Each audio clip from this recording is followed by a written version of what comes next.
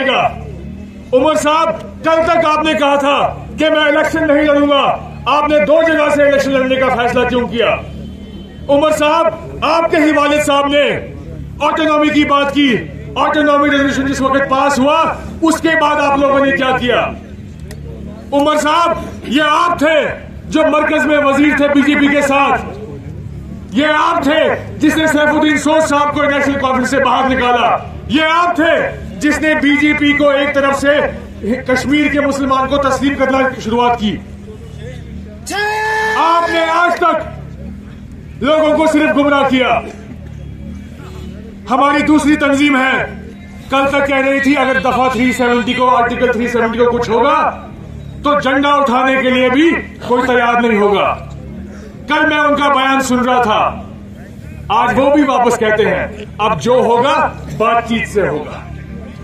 ये बातचीत सबसे पहले अगर यहां किसी ने शुरू करने के लिए बोली तो अपनी पार्टी के लीडर ने बोली। कल आप पीएचडी की बात कर रहे थे। बदकिस्मती हमारी ये है, हमने कभी भी अपने सियासी रहनुमाओं से ये नहीं पूछा कि अगर आज आप एक सियासी मौकफ चुनते हैं, अगर आज आपका एक सियासी मंशूर है तो उसका सवाल जवाब करना हमने कभी शुरू नहीं किया। नेशनल कॉन्फ्रेंस से सवाल कीजिए, 70 साल के सवाल आपके पास पड़े हुए हैं। गुलाम हसन मीर साहब से सवाल कीजिए, अल्ताफ बुखारी साहब से सवाल कीजिए, सवालों के जवाब पाके सियासी तौर पे मुतमईन होके इनके साथ चलिए। यहां जो आपका इस वक्त नेशनल कॉन्फ्रेंस का नुमाइंदा है, सबसे पहले सवाल कीजिए उसे आर्टिकल 370 का, सबसे पहले उसे सवाल कीजिए 35A का। बाद में हम बात करेंगे गैस सिलेंडर की। आज उमर साहब कहते हैं मीटर की बात मेरी आंटी ने लगाया है, उसने लगाया। आपको लोगों ने, चाहे गुलमर्ग के हो, रफियाबाद के हो, बारामूला के हो, आपको आम लोगों ने उस मुकाम पे पहुंचाया है, आंटी ने नहीं पहुंचाया है। हम सवाल करने को डरते हैं। बुनियादी गलती शायद कहीं हमारी ही है। जिस वक्त कोई सवाल करता है, एमएलए साहब बोलते हैं ना पोल, ये चुप हो जाएगा। हमने कभी भी कश्मीर के तशक्कुस की बात नहीं की। जिस वक्त आपका एमएलए साहब आएगा उससे एक ही चीज पूछना, ड्रेन, बंद, पोल, ये उसका काम नहीं है। उसने वोट लिया आर्टिकल 370 वापस लाने पे। आज कहते हैं हमारे पास क्या है, 2 या 3 वजीर कश्मीर सूबे से है, मगर लड़ाई तब भी है। परसों वर्किंग कमेटी की मीटिंग हुई, कहते हैं नेशनल कॉन्फ्रेंस अब और लोगों को कैबिनेट में लाएगी। अगर आप एक तरफ से कहते हैं कि हमारे वजीर के हाथ में, हमारे एमएलए के हाथ में कुछ नहीं है, तो कैबिनेट एक्सपेंशन क्यों करना है आपको? माने आपके पास बराबर ताकत है, मगर आपकी ताकत आपके वर्करों के लिए है, आम आदमी के लिए नहीं है। आपकी ताकत अपनी तंजीम के लिए है, कश्मीर के तशक्कुस के लिए नहीं है। आपकी ताकत अपनी कुर्सी के लिए है, कश्मीर के मामूली इस आम आदमी के लिए नहीं है। आपकी ताकत आपकी आंटी के लिए है, आपके घर के लिए है, बड़े बड़े उन लोगों के लिए है जिन लोगों ने आपको इलेक्शन में फंड दिया, मगर इस आम आदमी के तशक्कुस के लिए, रिजर्वेशन के लिए, वक्फ बिल के लिए, आर्टिकल 370 के लिए आपके पास ताकत नहीं है। उस वक्त आप लाचारी का वो मुजस्मा पेश करते हैं कि हिसाब नहीं, मगर कमरे में बैठ के आप सब लोग, यहां जितने भी नेशनल कॉन्फ्रेंस के एमएलएज हैं, सब ने सूट बूट तैयार करके रखा है कि मैं आज या पगा खलप करूं। छाप उसके ना, हाँ, शहरीशा तैयार करना। अगर ताकत नहीं तो हलफ की चीज का उठा।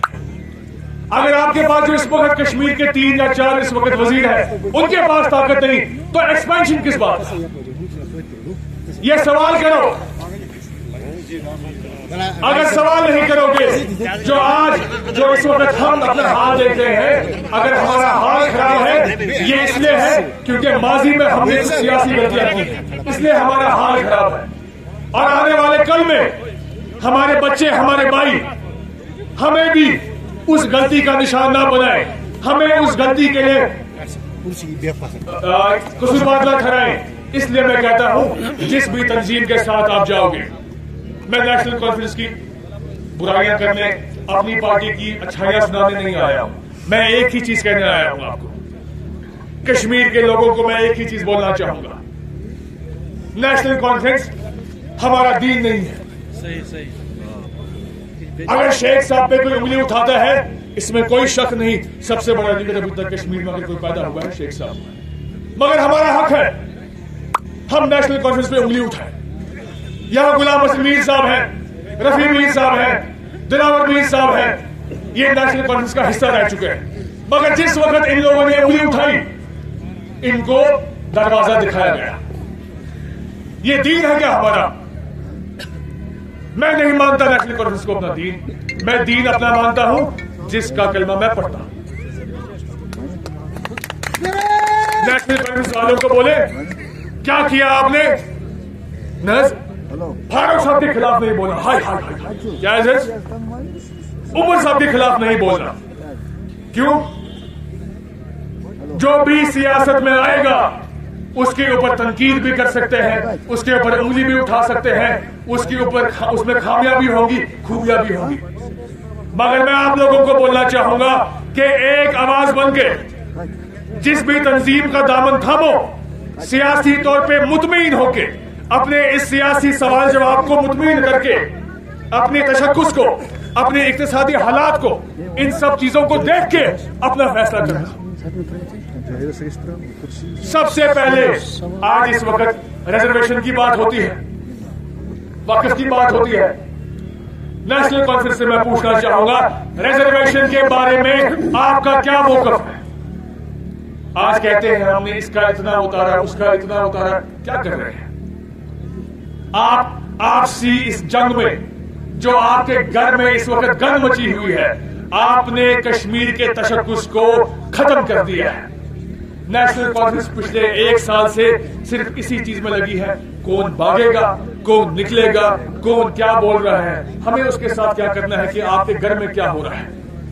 आप हमें सवाल जवाब दीजिए, आप हमें जवाब दीजिए आर्टिकल 370 का। सबसे पहले मैं आप सबसे वादा चाहता हूं, मैं आप सबसे वादा चाहता हूं, जिस तरीके से शबीर साहब ने कहा कि शेर आप हैं, मैं आप सब लोगों से वादा चाहता हूं कि जिस वक्त नेशनल कॉन्फ्रेंस का कोई भी नुमाइंदा यहां आएगा तो हमारा ये लश्कर, हमारी ये फौज अपनी पार्टी के लिए नहीं, नेशनल कॉन्फ्रेंस की जिद से नहीं, किसी तंजीम की जिद से नहीं, मगर अपना बुनियादी हक समझ के नेशनल कॉन्फ्रेंस के इस नुमाइंदे को सवाल जवाब करेगी और कश्मीर के तशक्कुस के बारे में जो उन्होंने बात की है उसका हिसाब लेगी। सिर्फ और सिर्फ हिसाब लेना शुरू कर लीजिए, इंशाल्लाह इस कौम की तकदीर खुद बदल जाएगी।